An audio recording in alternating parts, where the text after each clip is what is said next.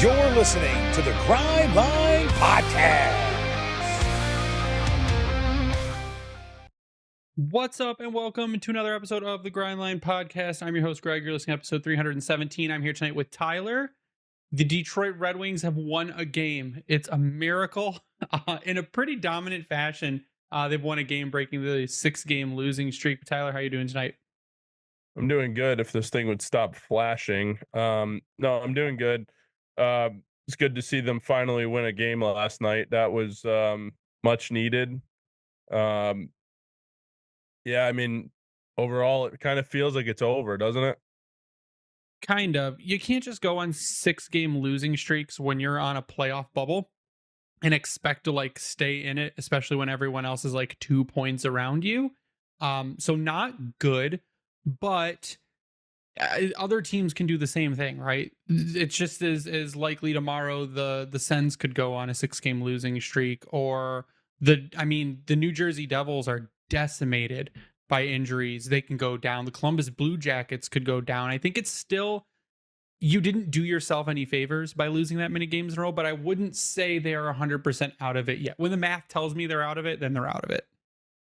Yeah, I mean, I don't want to say that they're cooked, but with the lack of movement at the trade deadline, for Lord knows whatever reason, with the team not really firing on all cylinders outside of last night. Last night they were very good. Keep in mind they did play the Sabres, but again, a win is a win. You don't apologize for winning games. So you take that. Patrick Kane is finding a little bit of his 2010 self, or any of those cup runs that they had. And you know what? I'd rather have that guy on my side than not have that guy on my side. So, I can't complain too much, but again, we need to see it again tomorrow against Carolina.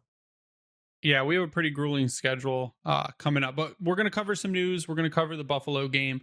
We're going to talk a little bit about Patrick Kane and Alex DeBrincat on the other side of the break, and we're going to close out covering the schedule. But the Red Wings did make some news today. They had signed Anton Johansson to his 3-year entry-level contract. Anton Johansson is a 6', 496-pound right shot defenseman out of Sweden. He's out of Stockholm, Sweden. He's playing in the SHL right now. The Detroit Red Wings drafted him in 2022, round 4, number 105 overall. He's not going to put up a ton of points. This season in 46 games has 5 goals, 5 assists for 10 points. So as a defenseman, that's not really a slouch defensively in his second, basically full season in the SHL. But he is there mostly to be a two-way, more defensive defenseman. He has some snarl to his game. He doesn't seek out hits, but he's a big guy and he will use the body. I think our friend Lars said maybe he can be a Cronwall light kind of player as far as laying the body goes. But I think he probably projects to be a depth defenseman. You're looking at a bottom pair defenseman, and if you're running a right side of Sider and ASP and someone like Johansson, and those are 3 guys that are homegrown guys that you drafted, you developed, and they become the future of your team, that's doing something right. So it's a good signing. He's a guy you drafted, and his development really took off about 2 seasons ago, where he started doing really well, played in international play, and it's a solid prospect, solid signing. Yeah, I agree. I don't know a whole lot about him other than what I've seen. Anything is better than Hall and Gustafson. So, if he can play now, great. I'm sure he can't, coming over from, you said the SHL, right? Yeah, his season just ended. His team was eliminated. They didn't make the playoffs. So what normally happens now is he signs his contract. He'll probably come over and play. He'll probably sign an ATO with Grand Rapids and play. Actually, no, he doesn't have to sign an ATO with Grand Rapids because Detroit signed him. He'll probably play with Grand Rapids for the remainder of the season and then see what happens next year in training camp. I mean, I think he even said he'll try to make the Grand Rapids team out of training camp, or he'll go back over to Sweden probably and get on loan to Leksand and play again for another year. Yeah, I mean, hey, either way, depth for Grand Rapids for their playoff run that they have coming up here. I just, one other thing I just have a quick question about. There's not one defenseman in Grand Rapids or Lagesson that we could see play over Justin Hall, because anything is better than what they're rolling out there on that third pair. I'm sorry. I can't believe I don't want to blow up here because I already did that in the group chat that we all have. But I can't believe Steve Yzerman looked at that third D core, that third D pair, and said, "Okay, we're rolling with this." That is malpractice. I don't care what anyone says. That is malpractice. Well, we knew at the trade deadline prices were too high to do anything to replace that. I guess your only case might be a Wallander, maybe, but I believe Wallander is on the right side and Hull doesn't play the right. Is Hull playing the right side right now? He's playing the right side. I don't care. Anything's better than Hull. He should be sitting in the 7th floor eating popcorn is where he should be. I mean, maybe you don't want to.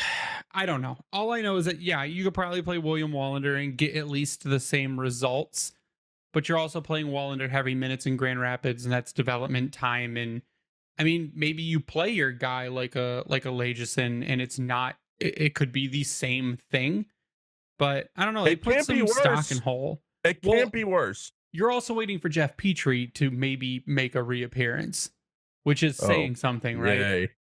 Yay. I mean, honestly, though, Jeff Petrie would make Justin Jeff Petrie would make Justin Hall look the other way around. Justin Hall would make Jeff Petrie look like Nick Lidstrom. That's an absolutely embarrassing statement for Justin Hall. But speaking of maybe Justin not Hall, Nick Lidstrom, but like Brian Rafalski, someone like that. Like, come on, man. I can't believe a proud organization like the Detroit Red Wings. Like, I understand Justin Hall as a 7th defenseman. I understand him as a depth defenseman. He's on your third pair, and every time he's out there, because I've watched every single one of these last 10 to 15 games from start to finish pretty much, outside of the Washington game on Friday. I've watched all of them start to finish. And not that I don't watch most of them, but I've been very locked in. But I just don't understand how a proud organization like the Detroit Red Wings can be okay with that guy on the ice. And the only thing I can think of is Steve Yzerman just like, well, we paid him, we brought him in, and this is what we're going to roll with. And that's malpractice to me, and that's just Steve Yzerman basically telling me that he wants to protect his investment, which I'm sorry, at some point you have to get off of it. Well, I think he's a primary buyout candidate going into next season, because if you look, and we'll talk about the Buffalo game, final score, Detroit Red Wings 7, Buffalo Sabres 3. Justin Hall was your worst player on the ice statistically. Negative team defensive and individual defensive impact. Your top players, though, Patrick Kane, Alex DeBrincat, Marco Kasper. That line was electric. What a line that was all night. Then you've got Dylan Larkin, Mo Seider, Lucas Raymond. Your top guys are your top guys. Your bottom guys are your bottom guys. Dom Shine, I really can't blame. He's out there doing what he's supposed to do. He has almost no impact, which is, I guess, okay. It's better than having an overwhelmingly negative impact. But the guys you expect to go out and break you out of a slump went out and broke you out of a slump. Chippy game. I would say the Red Wings dominated the majority of that game against Buffalo. They fought a lot. There was a lot of spark. There was a lot of what we have been asking this team to do all season, which is get physical, go to the dirty areas. Don't let the other team push you around. Simon Edvinsson almost killed 2 guys. Like, he manhandled Norris like he was a child. And then he took down Tage Thompson, who is also not small. And then he just stands over them basically and stares them down like the Michael Rasmussen stare down.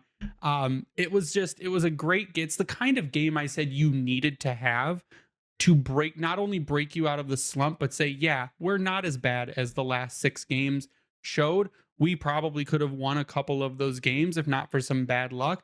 And this is the kind of team that we are. So hopefully that's the energy they can take forward into the next game, because you do have a tough stretch coming up. But I think that was a statement win where the guys that should be doing that, should be going out there and scoring, should be throwing the body, went out and did it, and it resulted in an overwhelming win. I think John Jansen said it on 97.1 The Ticket. Not that I listen to those guys frequently, but I see their clips on TikTok and like Instagram and stuff. And, It's just basically like the Wings need to get right because it's not going to get any easier. And he was 100% right. Not sure how much John Jansen knows about the Wings and hockey, but him being a former Michigan Wolverine, I'm sure he had somewhat experience watching the Michigan hockey or watching the Wings. So, and obviously being from Michigan, that's one thing. But like I said, I mean, it was a get right game. They were able to do pretty much everything right. There wasn't too many stretches in that game where I'm like, I don't like this part of the game. I guess maybe when Tage Thompson scored, like there was a minute or two, maybe a little bit longer, that they couldn't really get the puck out. It kind of looked like the Carolina game where they couldn't get the puck out, and then they finally did. And then Thompson comes in and rips one past old friend Peter Mrazek, who actually played pretty good. He played okay. Peter Mrazek had 23 saves on 26 shots for an 885 save percentage. The beginning of the game when they scored those goals, I'm like, oh god, here comes vintage Peter Mrazek. But for the most part, he stayed in his net, which is impressive for him. And he made what Lyon and Talbot have been struggling to make this past stretch past the break is timely saves. Is the saves when you're like, oh shit, we have a defensive breakdown, and they've got it on the stick of a guy who has a laser, and Peter Mrazek comes up with a flashy glove save. So it was he made the saves where he needed to make them to keep the Red Wings in the game. I wouldn't say 26 shots is challenging enough for a goalie, and he was able to keep them in it. And that's really, I think, what you can ask for Peter Mrazek. And like me and Ryan talked about last week, you have a 3 goalie rotation right now. It gives each guy a little bit more break between games, a little bit more rest, maybe gets them a little bit more ready. And Todd McClellan this week said, we're going to roll with whoever takes the net. Like, you play well, you'll get the net. You don't play well, you don't get shit. Like, too bad. We're not just going to do a nice even rotation. If you're playing good, you're playing good. So he's not going to favor anyone. I love when you see the quotes from Todd, because he's a dude who tells it like it is. And he's not going to play around with players. He's going to, like I said, with the goalies, even split. You play good, you're going to keep playing. You falter a game, we'll go to the next guy. We've got 3 guys Peter to do goes it now. again tomorrow. Sure. I mean, he Against played the well former enough to get another Hurricanes. start. Yeah, I mean, he didn't play bad. The one goal I didn't love was the tap in by Norris. I mean, that was just a rebound that he kicked right to him. Like, you can't do that, especially against a team that you're going to play tomorrow in the Carolina Hurricanes. You can't give up rebounds. That team's going to forecheck the daylights out of you, and you need to find a way to establish some kind of offense.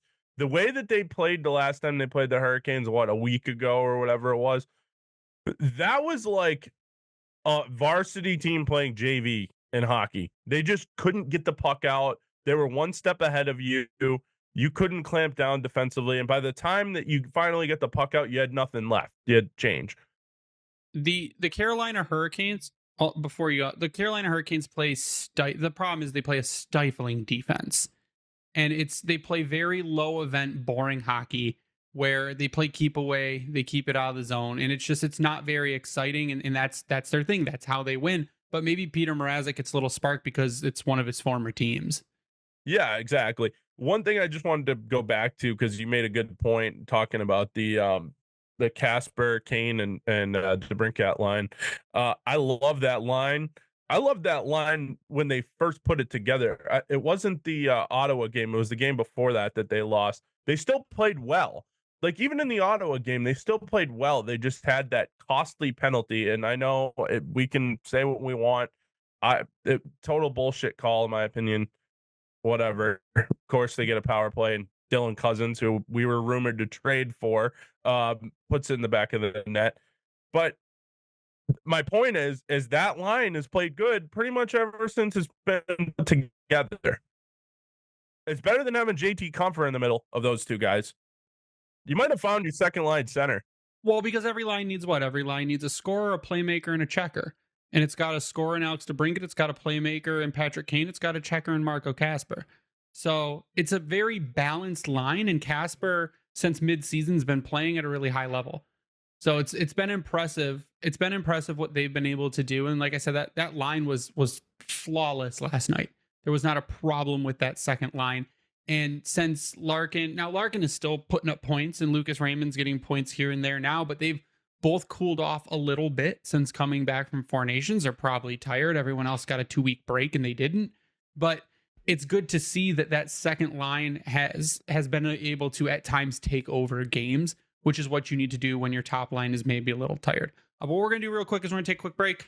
We'll come back on the other side. We'll talk a little bit more about Patrick Kane and Alex DeBrincat reuniting and looking like they're playing for the Chicago Blackhawks again, and a little bit of outlook on the schedule going forward. So give us a quick minute. We'll be back after a word from our sponsors. It might not feel like it, but spring's right around the corner.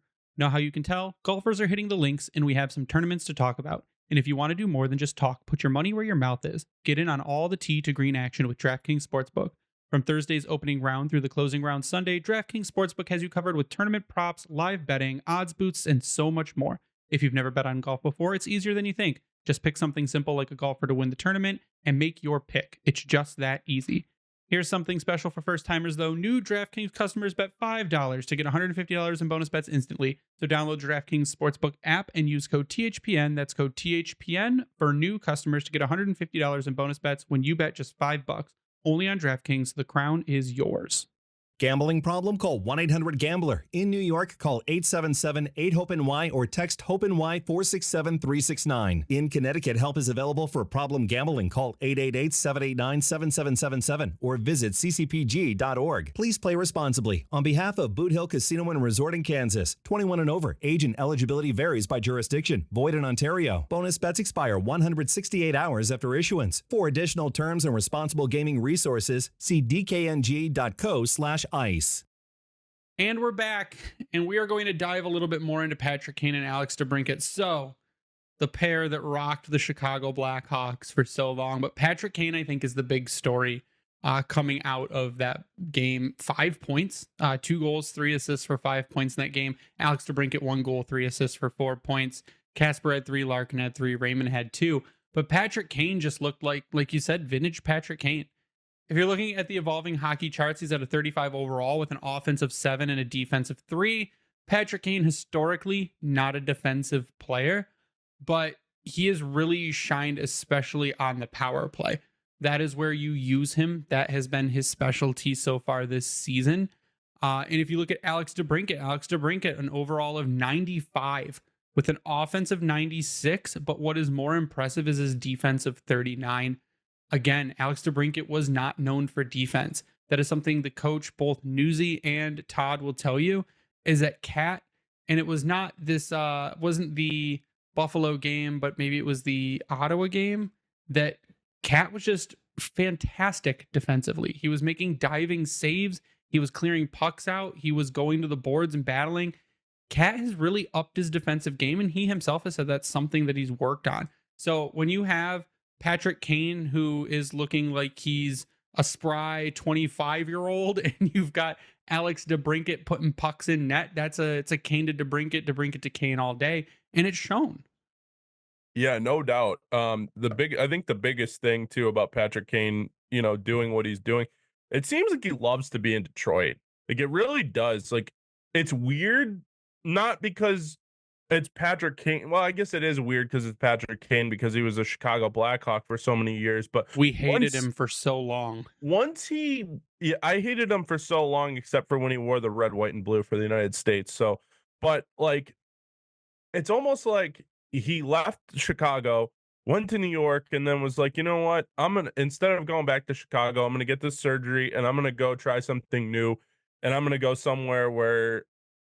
I mean, he had ties to Michigan. He played his AAA hockey and stuff like that in Michigan. So the fact that he came back and now he's playing with the Wings and he seems to really love it. Like you can tell when a player's like, oh, I love it, but I'm here because I got drafted here or whatever.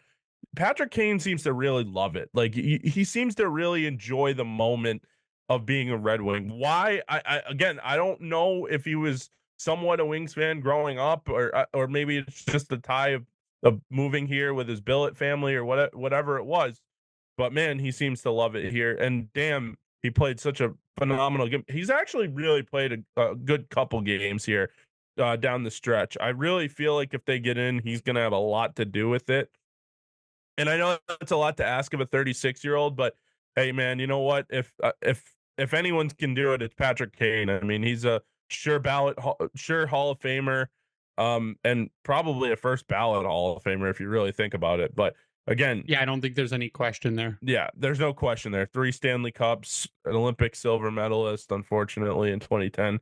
But you know, phenomenal player, and again, it's almost like he hit the fountain of youth, man. He came here last year, was a little kind of it was ups and downs, and then he had some injuries, and this year towards the beginning he had some injuries, but ever since then he's been good. What is he at? 32 points in 26 games or something like that. The NHL posted it today.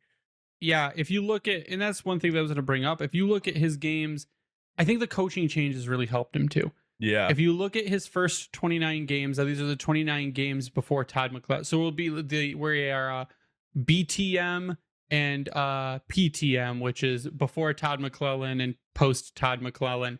So you look at Patrick Kane's 29 games under Newsy, 5 goals, 9 assists for 14 points and a -9 with an average time on ice of 17 minutes and 9 seconds.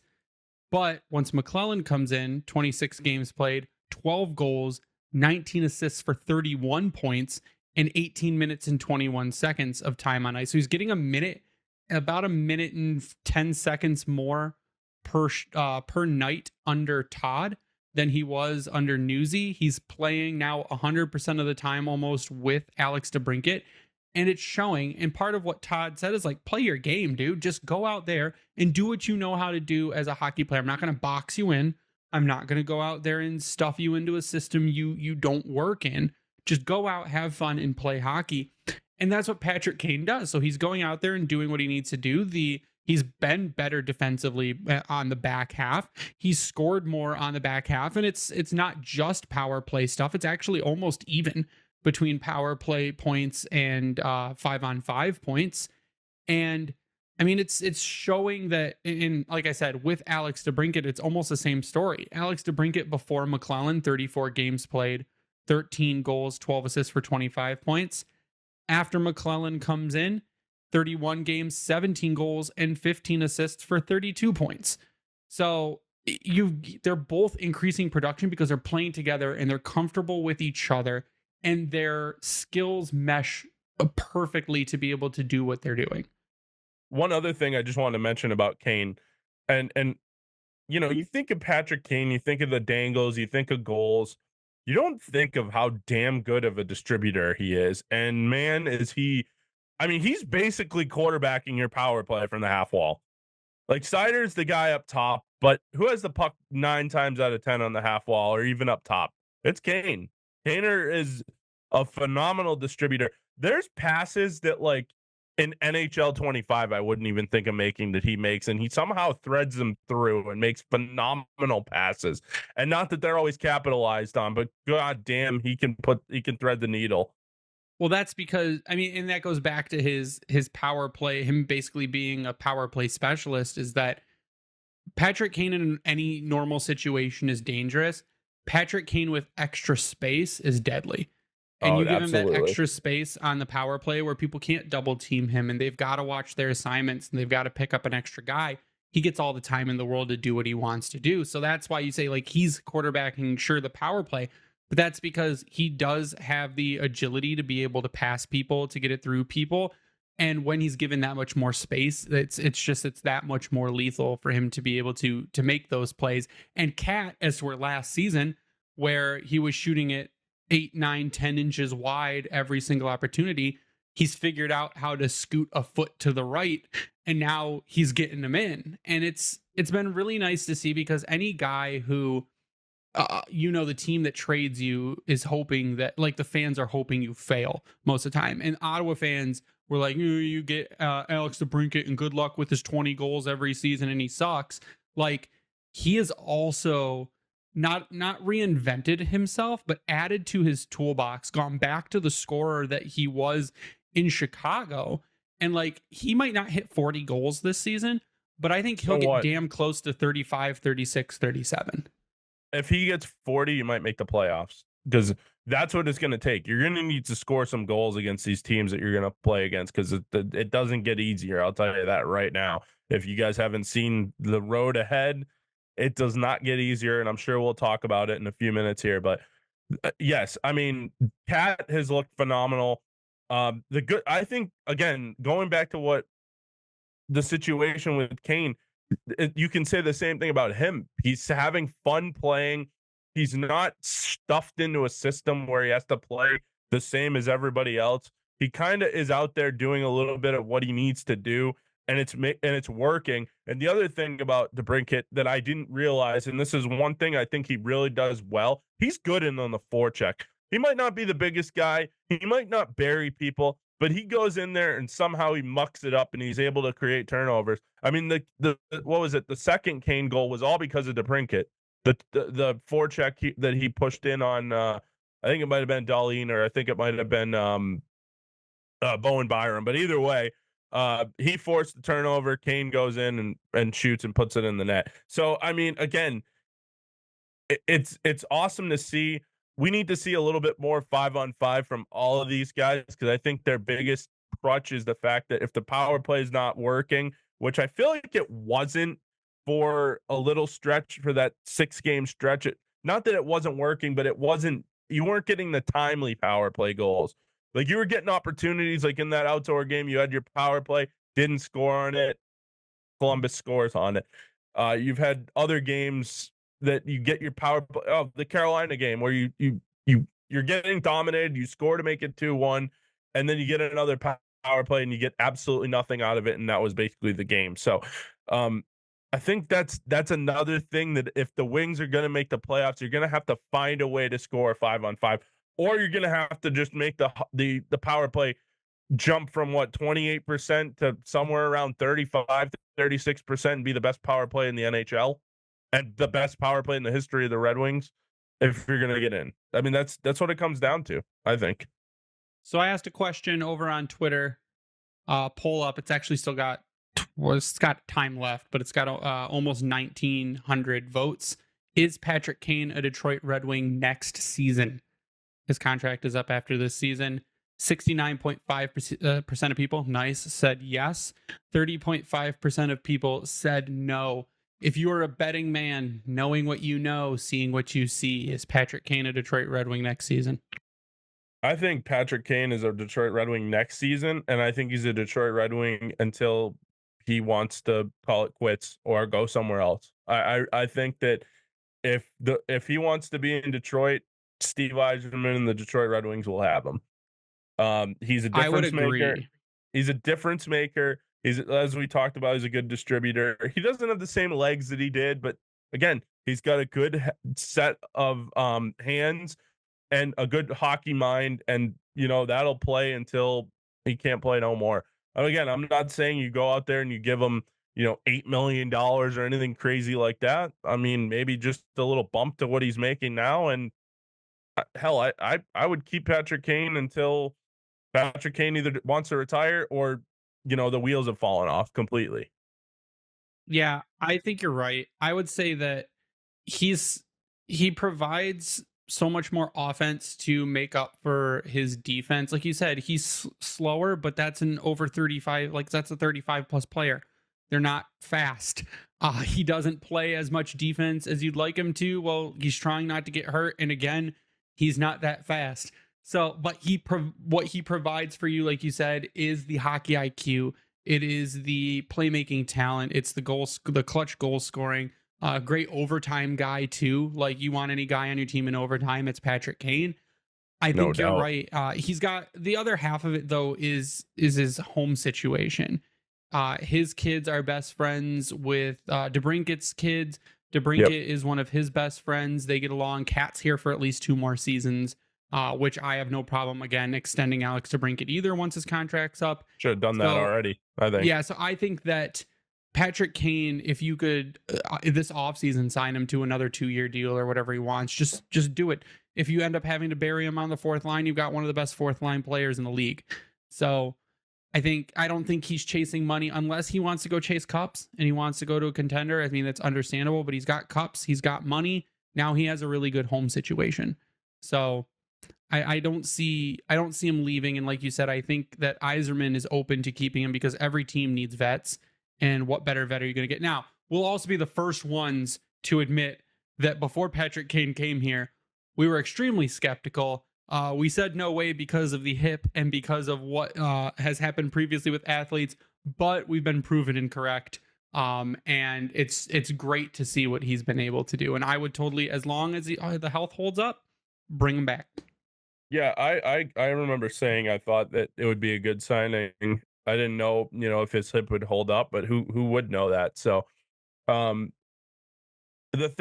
only thing that I could see later in his career, and this is a big if, the Sabres finally figure it out and aren't a complete dumpster fire, and they have some young players and they're contending for the playoffs. I could see him saying, I'll play one more year at home in Buffalo. I could see that, but yeah, but he's not going to be 60 years old and putting the skates back on, right? no, not Gordie Howe out. style. But yeah, no, that's the only thing I could see. And I'm not saying today or tomorrow with the Buffalo Sabres, but I mean, you got to think at some point they're going to figure it out, right? Like, what is wrong with that organization? I feel like they need a new owner. I feel like that's the only way that anything's going to get done. Clear out the entire front office, ownership, all the way down to all management, everything. Just clear it out.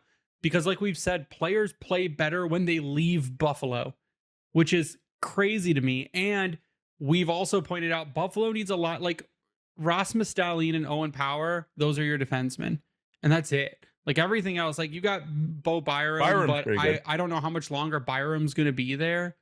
Like you're a glass cannon team. If you don't outscore your opponents, you're going to lose because your defense and your goaltending is not good. So you got to think the whole thing gets blown up this offseason, right? Not players wise, but I think general manager out the door, Lindy Ruff out the door. I mean, you got to think all of that isn't in play. Honestly, I think it's like fans should demand new ownership. I'm looking forward at the Red Wings schedule. The Red Wings play the Hurricanes tomorrow, which is the 14th. Then they play Vegas, the Caps, Vegas again, Utah, Colorado, and the Sens. My key to this stretch, for the love of God, fix your penalty kill. Like, you need to not be one of the most dog shit penalty kills in the league. That's it. I mean, you've kind of fixed 5v5 scoring against Buffalo. Maybe that increases. You've got one of the better power plays in the league. If you can keep your 5v5 scoring up, and if you can stay out of the box, I think you have a chance to at least take out of the next 6, maybe 4. You're getting a team on a back-to-back. You can maybe beat Utah. It's a toss-up with the Hurricanes. Maybe you can split, but I think you need to have a much better penalty kill. Oh man, the penalty kill is just hard to watch, and I feel like it's not that they don't block shots, it's not that they don't take lanes, it's just that I feel like they fall asleep for a split second and the puck ends up in their net. Like, or their defensemen stand behind the net. That too. I mean, it's almost like you should see Seider and Edvinsson killing penalties together. It's almost like you should do that and then throw Johansson with Sherratt and do it that way. I know that kind of messes things. Hope for the best, but again, hoping for the best. I'd rather see that than what they've been rolling out there. Like Justin Holl does not belong on the ice. He does not belong on the ice. I would much sooner roll an extra forward on the penalty kill than Justin Holl. Ryan might want to fight me for this, but I'd rather see Jonathan Ericsson back on this team than Justin Holl, because at least Jonathan Ericsson was big and somewhat had his games where he played good. I've never seen Justin Holl have actually a good game. All right, so on that is where we're gonna end the episode. Tyler, give me your final thoughts, and then we're gonna sign off. You want to know my final thoughts? I'd rather have Jakob Kindl than Justin Holl. No, sorry. Final thoughts are, man, the stretch isn't going to get any easier. Just take it one game at a time. Go down to Carolina and take your shot and see what happens. I mean, you've put yourself in a situation where if you were at the beginning of the season and you said, hey, look, we're in a tough spot right now, but we're right there still. We're right on the bubble. We're 2 points out. I mean, with 2 teams to climb, really the Canadians, I don't really take that seriously. I know they've been playing pretty good, 6-2-2 in their last 10, but I don't know. I mean, go out there and see what you can do. They're right on the bubble. They're right there, and but kind of they're another really good stretch away from making the playoffs. That's it. You can follow me on Twitter at SealDog91. Yeah, just hope for the downfall of the Columbus Blue Jackets and the Ottawa Senators, and that hopefully the Rangers can come back down to earth as well, because they've been getting better. They've lost 4 in a row. Yeah, but they're still above us in the standings. So above us is Columbus, who lost their last game, Montreal, who lost their last game, the Rangers, who've lost 4. We won. Boston's won 2, and Ottawa looks like they're about to win their 5th in a row.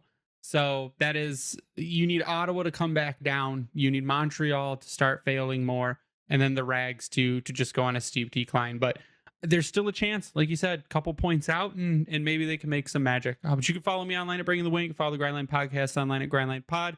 Give a shout out to the Hockey Podcast Network and thank them for hosting us around. Vintage Detroit, which is the only place you should get your Detroit jerseys from and worked on, and where we have an exclusive t-shirt deal. If you go to their website, click on the Keep It Local tab and click on the Grindline Podcast, you'll find all our designs there. You can also go over to YouTube, sub to us there, turn on those notifications. You'll get notified whenever an episode goes live. And you can like and subscribe on all podcast platforms. We are free and available on all podcast platforms. But that is going to do it for us tonight. So for Tyler, I am Greg. You stay classy, Hockey Town.